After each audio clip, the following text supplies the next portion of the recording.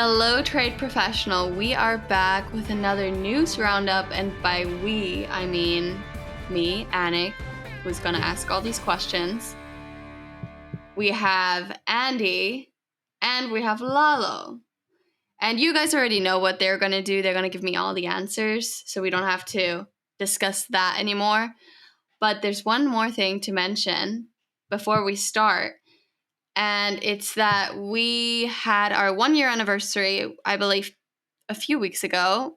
We haven't celebrated because we've been working, or not we, but Lalo and Andy have been working hard on something which they will, or we all will celebrate starting September 1st, and we'll have different sorts of episodes. And, Lalo can definitely tell you more, so I'm going to let him take over and tell you everything that's going to happen because he shared it with me, and I was just stunned for all the content that's going to happen. So, Lalo, do you want to tell everyone what is going to happen and what they're waiting for? Yeah, so actually we're starting September 4th. This episode is airing September 4th. So we are starting the whole week. So this whole week is our anniversary week. What we're doing is that we have introducing a bunch of different format of shows that we will be airing on occasion. It's not all the time, but we're airing on occasion. They're just because of what we've heard from our listeners and what they want us to provide as far as additional information. Because people like, Andy, I mean, I don't know if you've heard this, Andy. I mean, of course you've heard it. I mean, when we go to conferences, they like our shows where we're talking about the industry tips and hacks and best practices and stuff like that. But people have also asked us, what about this? What about that? And, just a bunch of different things. And so we decided to do special format shows that will air every once in a while, on Tuesdays instead of Thursdays. And we hope to fill every week with a special format show in any one of these 4 categories. Oh, this is going to be great, folks. Listen, Lalo and I we spend a lot of time. We get the feedback from you at the conferences and your comments and whatnot. And we really are excited about these new shows that we're putting out. And with that, I think it's going to be something that, especially when you get something, it's not going to be the same old stuff. And I will say, we have been fantastic in getting some great great guests, and talking about a wide variety of topics. The one thing that has humbled Lalo and me is that there have been many of you that are leading, departments, and you are requiring your staff to listen to our podcast. And we are just, first off, thank you. But secondly, we take that very seriously as to hopefully we're providing things that you're going to learn. But these new shows are just, we're excited. I'm telling you, you've heard me say this before. I get giddy as a filly on a spring morning. Folks, this is going to be worthwhile listening to. So we're going to be looking forward to your feedback. But these first shows, man, I'm going to tell you, there's some really cool stuff coming. In a world driven by innovation and global connectivity, there's one name that stands out above the rest: Schultz Trade Law. With over 30 years providing legal and consulting services to Fortune 500 companies, Schultz Trade Law knows the challenges that businesses face in navigating the complex landscape of international trade. The legal and regulatory hurdles can impede growth and drain resources. But fear not, because Schultz Trade Law has the solution. At Schultz Trade Law, they've harnessed their vast knowledge of real-world trade challenges and legal expertise to create a seamless experience for businesses engaged in international trade. Their team of legal experts know how to streamline import and export compliance, resolve trade disputes, and optimize global supply chain operations. Learn more at schultztradelaw.com, where legal expertise leads the way to global success. Right. So we're introducing these new segments or specialty shows, let's call them, this whole week. So this whole week, it's a treat. We have an episode every day, Monday through Friday. using these special formats. So the news show, that's the special format, or news show, which is today's show on Monday, on Labor Day. Happy Labor Day, by the way, everyone. And the next thing is tomorrow, we're going to have something called Simply Trade Affairs. And sorry about all the play on words here, because that's what we're doing. We have the play on words, Simply Trade Affairs.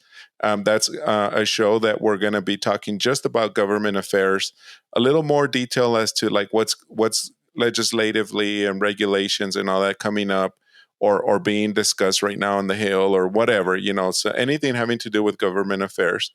On Wednesday, we're going to air a show called Simply Trade Tech. Again, play on words, Simply Trade Tech, where we'll do, believe it or not, a demo on software.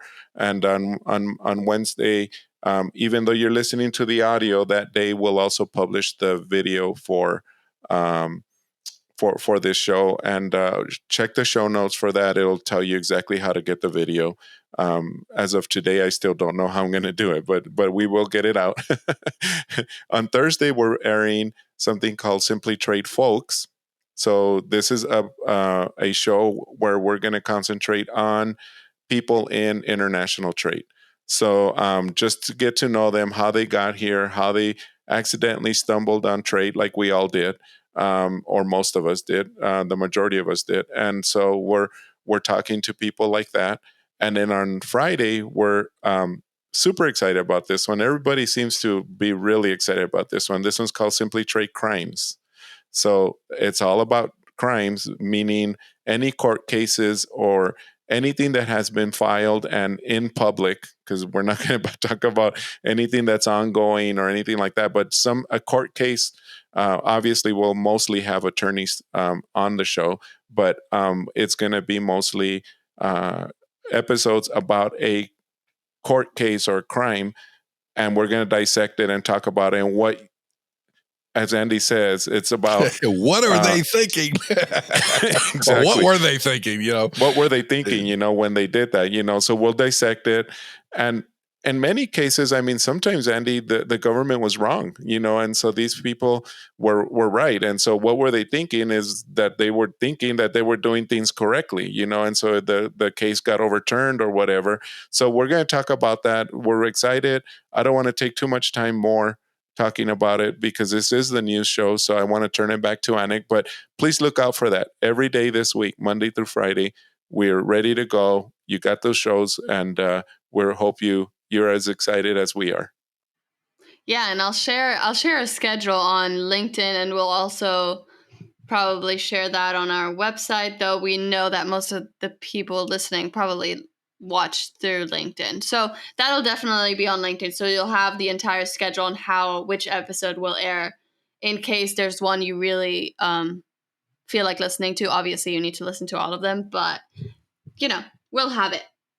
So moving straight into our articles. The first one is, I think we've talked about this one before, and no surprise there, we're talking about China, but I do want to mention that we have a variety of things today. So the first one is with China, just so we can get it out the way, because there's just always so much drama here. U.S. raises concerns by Micron Intel with China and Intel with China. So obviously the concerns are coming from these chips. We've talked about the chips many times, right? The technology. So I have a few questions, as the concern seems to be that they're having difficulties operating in China, their business. So I'm just confused as to what the operation issues are. Obviously, there's two different ways. Two different perspectives, I guess, because China has a whole different perspectives than American companies, I believe. But I just want to understand how operating for them is an issue. And then, they also said that they're going to have yearly meetings that can help establish export controls and communications, which I do think that's good. But I want to hear from you guys, because I don't know if what I'm saying is quite correctly. So let's jump right into it. Because I don't have too much other than on the technology side, they basically are talking about number one, good news. There is some bipartisan support for this, which again can probably get something going. Number two, and I'm just stating the facts here, whether it's good or not, whatever is going on in the background. They're talking about mostly the companies are concerned about their trade secrets getting leaked out or exposed to or having um, being known to Chinese manufacturers, which is a very valid point, and that's where I feel that maybe the main point of this whole thing is whether that's exactly what they're talking about or not in this. I mean, the two chip manufacturers that are raising the concerns in this article anyway are Intel and Micron. Rightfully so. They own a lot of proprietary information, and many times it's very well known if you're going to be manufacturing in China or if you're going to be doing business in China, you pretty much are giving up your intellectual property rights.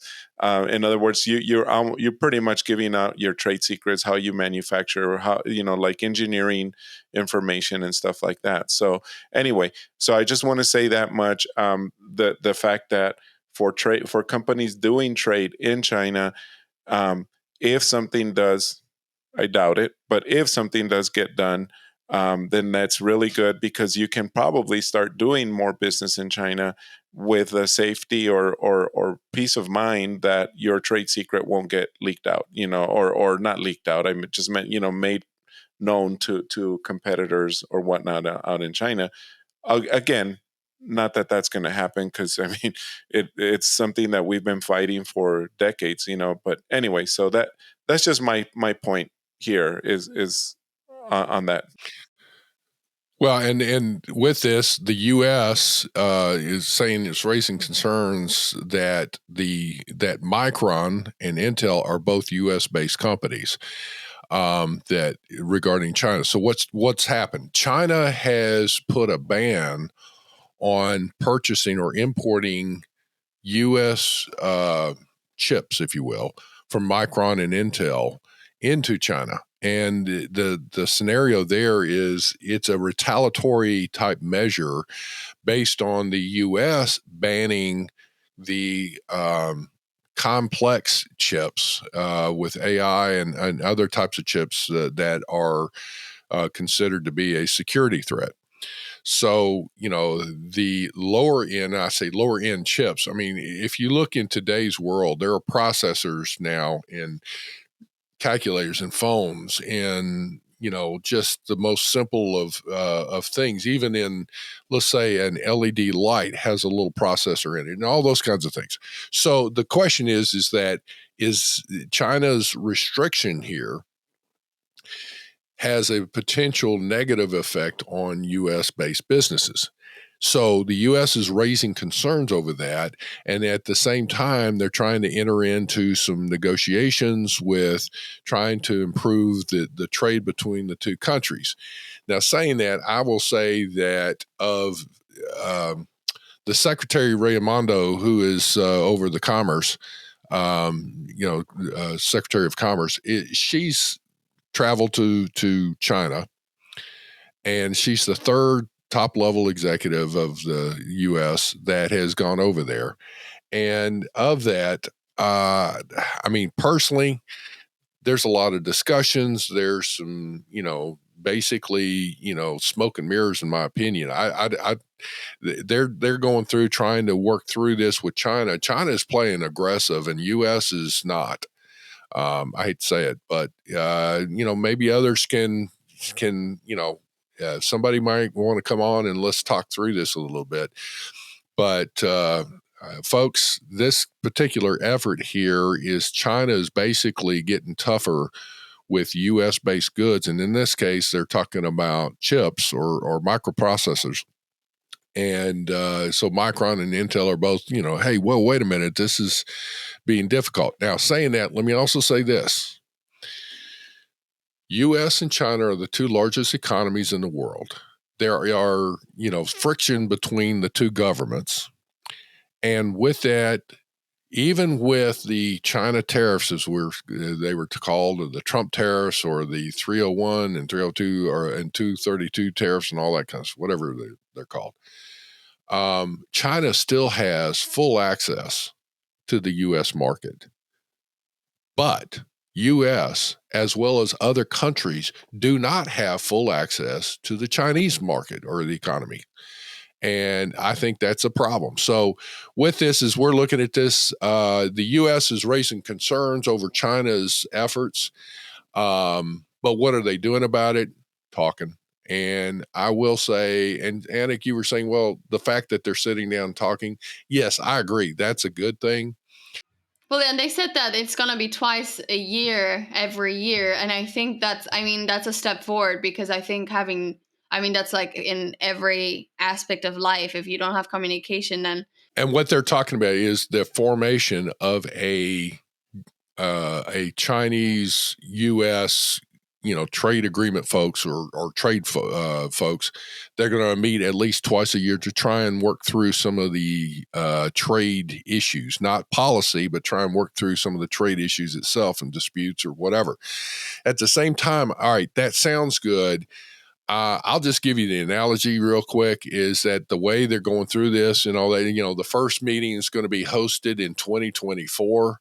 Well, 2024 is an election year. Do you really think something's going to happen? And they get something going, and then a new administration comes in, and this probably will get cut off at the knees. Who knows?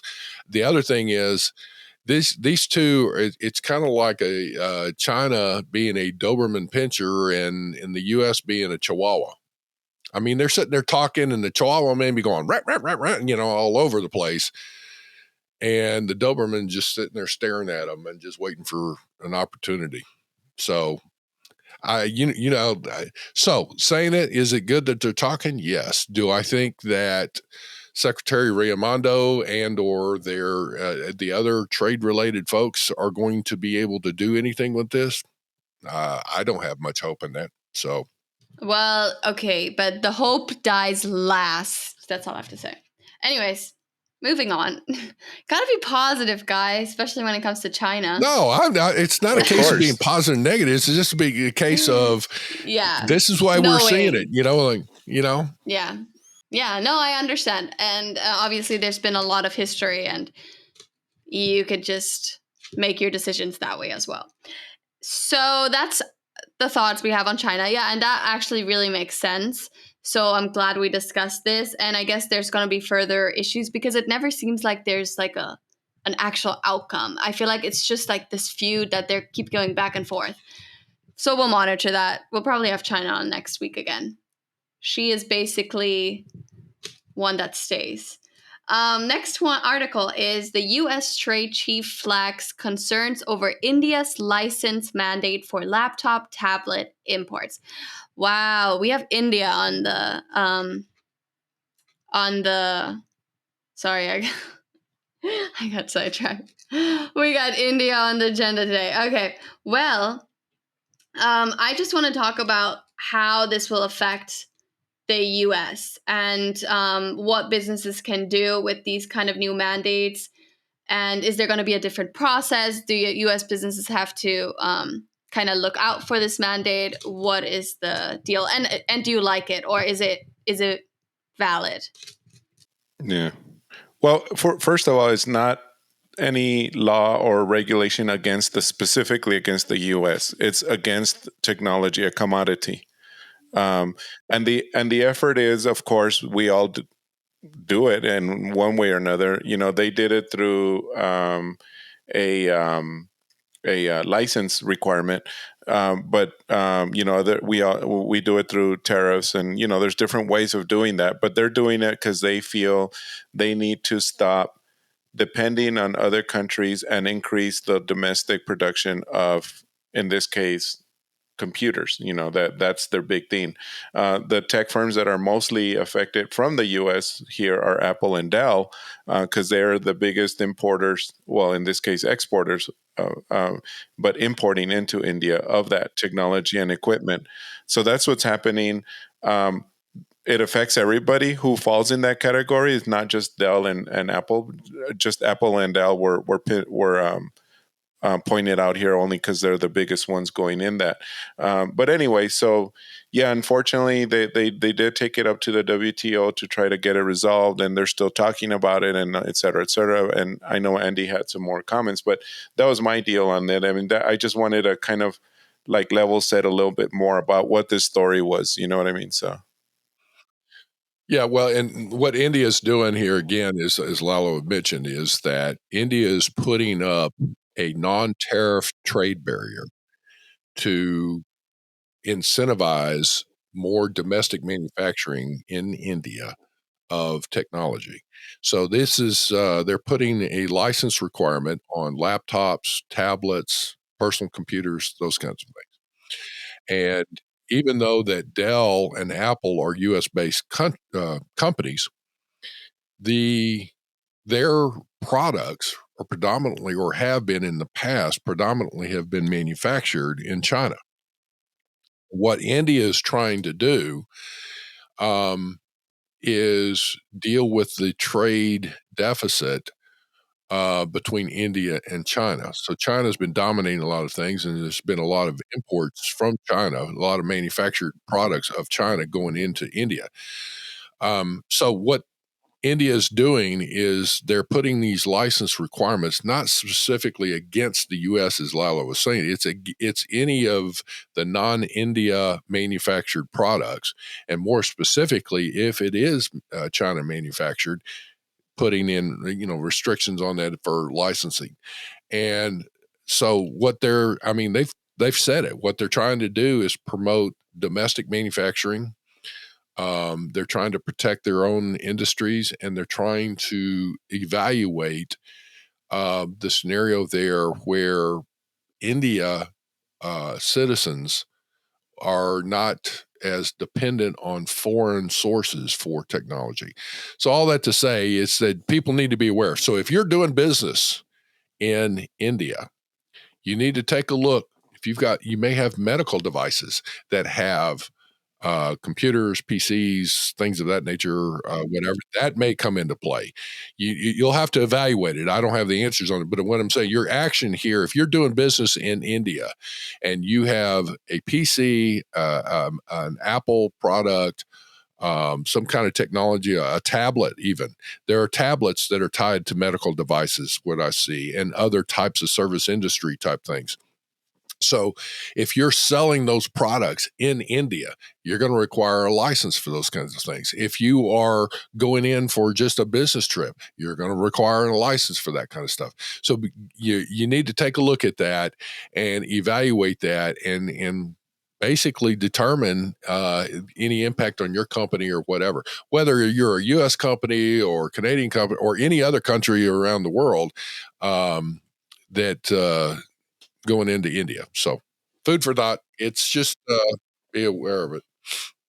I have a question. So if obviously I'm reading this on the news, right? But if you were to be in this kind of business and you doing business with India, blah, blah, blah, and this kind of mandate comes out, who receives the news first, or who's the one to tell or educate the people in the company? Because that's like, do they just read it on the news? I'm sure they don't. I think right? Anik, that is a great question. Okay, so to your point, that is a fantastic question. That's another point I hadn't even really made comment. Actually, generally speaking, your compliance-related folks or international trade folks of a company, be it transportation, be it compliance, be it even the trade law folks and all that. That would be one of those. This would be something like, especially if you're doing business in India, it's a great point. You need to draft a short paragraph of something to send up the chain to say, be aware of this, and or get it on the agenda if you have a logistics council within your company. This is something you need to talk about. Are there any impacts? Do we have any business going in or out of India? Need to be aware of that, because here's the thing. Just like this, all right, they're setting up, and like I said, this would be considered a non-tariff trade barrier. Expect the U.S. to retaliate with something. or expect other countries to retaliate with something? So that's a good question. Who should be responsible for communicating this kind of information to your executive management or your leadership? In my opinion, I would say the logistics, the compliance, and or the sourcing folks, or for that matter, even sales/marketing. If you had, hey, is this going to have an impact on your sales and those kinds of things? So, great question. And Anik, I guess to add to that answer is, and I don't know if you were going this way or not, but how do they find out? Usually, they subscribe to, or they're part of groups where legal groups, maybe a lot of times, that are looking through the federal registers of all of these countries. So normally these laws are published in like the United States Federal Register. In Mexico, they have the Diario Oficial, which is their gazette. Basically, what they do is that before they make this a law, almost every country will publish it in their Federal Register or equivalent to make sure that everybody's aware of it. Like when we do that, we'll publish it sometimes, months in advance, and then once it's published, they still have 90 days or 6 months or whatever before it comes into effect. We're just looking at it right now in the news because it's coming up like in the next month or so. You know what I mean? And so it's big news for us. It's not big news. It's not big news a year out. You know what I mean? And so that's why it's not reported on it, because it may change anyway. So anyway, so that's the deal. So that's so interesting and such a full-time job for whoever needs to do that. And that people make a lot of money on that. So I mean, believe me, there's companies that make a lot of money on that. Yeah, because that's everything at stake. I mean, if something goes wrong or if something is missed, then I mean, if you go against whatever mandate is now, in effect, you're screwed. You're paying millions of dollars. And if that person didn't catch it, then you're out. The last article, actually a pretty exciting one, I think, because I am kind of aware of the term USMCA now. We've talked about it a bunch of times. Global Training Center actually has a course on it, and I've sat in it. It's pretty good. I'm sure if you take that course, you will not have things like this happening. But because the article says a Mexican cargo airline accused, yeah, it can still happen. It can still happen. But, Mexican cargo airline accused of labor violations under USMCA. So basically, I just really wanted to just talk about these kind of violations and what the actual problem in this case was. And then I would like to know what other companies can do to prevent this type of things. I know we have trainings and stuff, but what can they internally do to, make sure that things like this do not happen and these kind of investigations or allegations will not come up for them? Okay. Well, the scenario here in this article, which again, it's this article's from FreightWaves? Yeah, from FreightWaves. Excuse me. It's Freight WAV as in Victor ES. Yeah. So we're gonna have the CEO from FreightWaves on one of our shows in near future here. But that said, again, the issue here is USMCA has some some provisions to allow for employees to basically unionize in Mexico.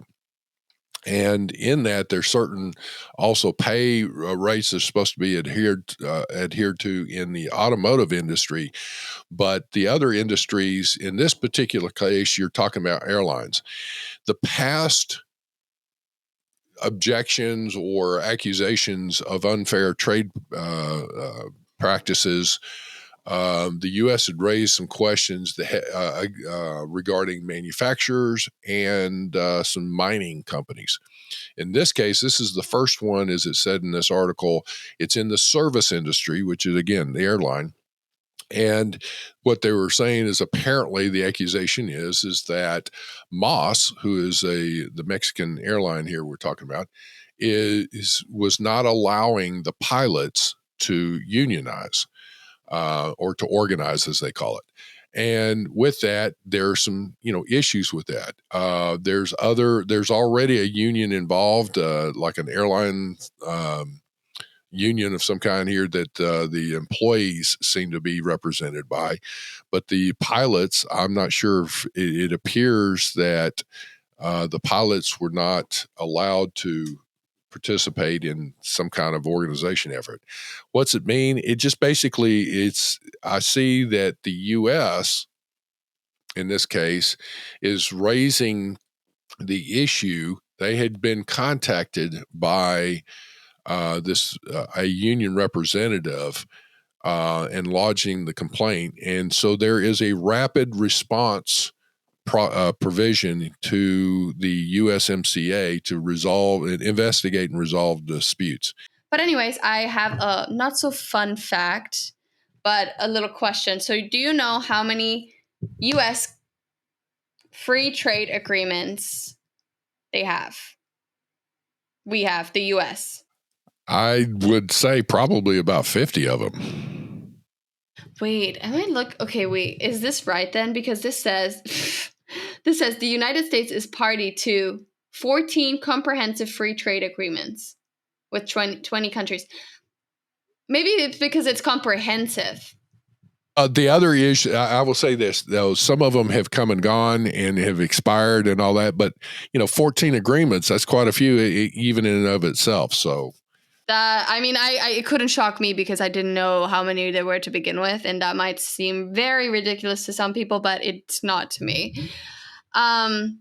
Yeah, that's really all. Also, I have so many good conversations with people now that I'm on the podcast. I have to share this. I had a conversation with someone recently, and fun fact, Andy will not like this, but you would, but you're probably not. I don't know. I don't know how to say it, but she works in like the economic business figure. She was telling me how she tries to avoid airplanes because it's very bad for the environment. And she works in that kind of environment, but she started out working in logistics. And I told her, I was like, I work in logistics. And I meet so many people that work in logistics. And before, I feel like I didn't know anyone. And then suddenly I meet just everyone and they all worked in logistics. And I'm like, okay. There's so many people out there. But yeah, so that's what happened to me. But so trade can bring you together. That's the verdict. Okay, well, I am done talking so much, and you can go to work, start your day, end your day, have a glass of wine, and that's it. Okay. Bye. See you next week. Thank you very much for joining us. Simply Trade is brought to you by the generous contributions of Global Training Center. You can follow the show and GTC on LinkedIn or Twitter and other social networks. Make sure you check out the show notes in the description for a full rundown of today's show with all the important links. Also, make sure that you share this with a friend and subscribe on your favorite streaming platform. We really like hearing from you. If you enjoyed the show, make sure to rate and review wherever you listen to this podcast. If you or someone you know would like to be a guest in the show or would like to sponsor Simply Trade or suggest any topic you would like for us to discuss, please contact us via email at simplytrade@globaltrainingcenter.com, or you can DM us on Twitter at simplytradepod. Thank you again for the privilege of your time. Happy trading. Simply Trade is not a law firm or an advisor. The topics and discussions conducted by Simply Trade hosts and guests should not be considered and is not intended to substitute legal advice. You should seek appropriate counsel for your own situations. These conversations and information are directed towards listeners in the United States for informational, educational, and entertainment purposes only and should not be substituted for legal advice. No listener or viewer of this podcast should act or refrain from acting on the basis of information on this podcast without first seeking legal advice from counsel. Information on this podcast may not be up to date depending on the time of publishing and the time of viewership. The content of this posting is provided as is. No representations are made that the content is error-free. The views expressed in or through this podcast are those of the individual speakers, not those of their respective employers or Global Training Center as a whole. All liability with respect to actions taken or not taken based on the contents of this podcast are hereby expressly disclaimed.